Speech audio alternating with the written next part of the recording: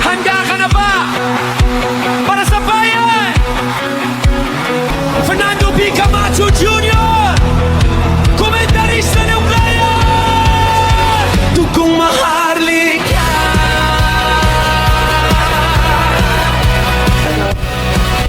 Okay, baka may magtanong. Ano pong tanong? Sige po, ano po yung file natin na reso? Okay.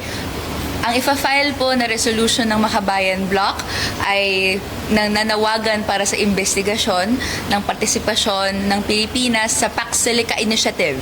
Ito po ay isang proyekto ng Estados Unidos kung saan gusto niyang mag-establish ng economic security zone over at Central Luzon, particularly in New Clark City, para pagtayuan ng AI infrastructure, or specifically ang wording nila ay forward deployed industrial base.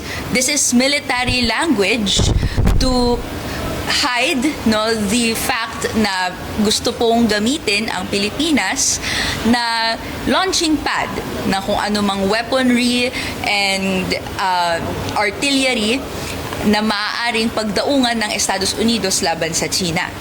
So, anong implication nito sa mamamayang Pilipino? Sa ating security, safety, sovereignty? Yun po ang gusto nating imbestigahan. Kung anong reaction natin sa pagluklok po kay President Win Gatchalian, ano po yung magiging epekto nito sa impeachment trial? Sa bahagi natin, formality siya.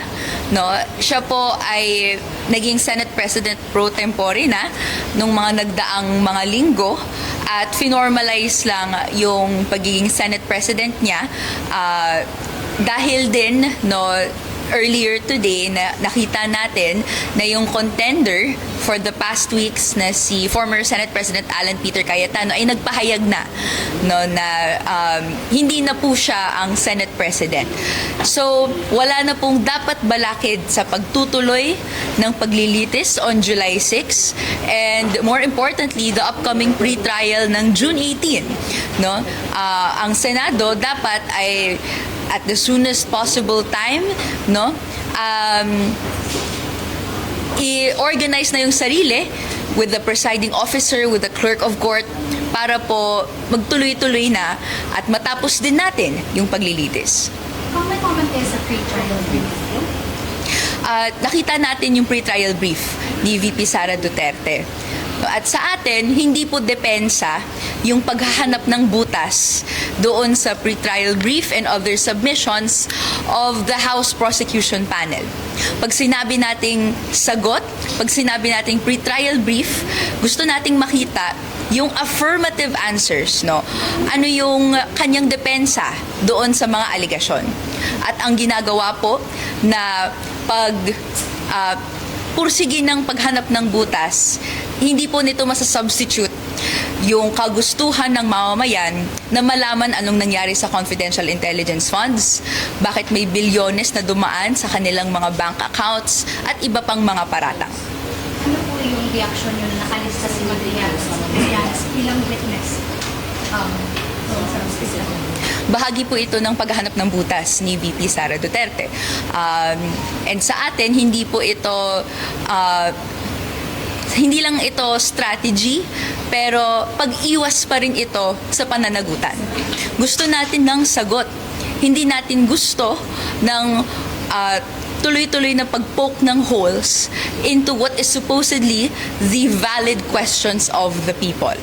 So ang sa atin, handa naman ang House Prosecution Panel sa cross-examination, anumang kailangan gawin nila para yung articles of impeachment and yung arguments natin ay tuloy-tuloy na mai-forward. So we're prepared for tomorrow.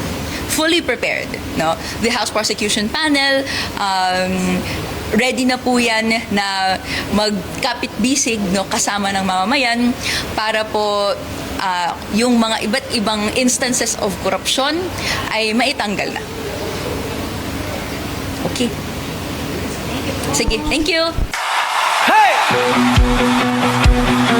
Handa ka na ba para sa bayan? Fernando P. Camacho Jr. Komentarista ng bayan. Dugong mahal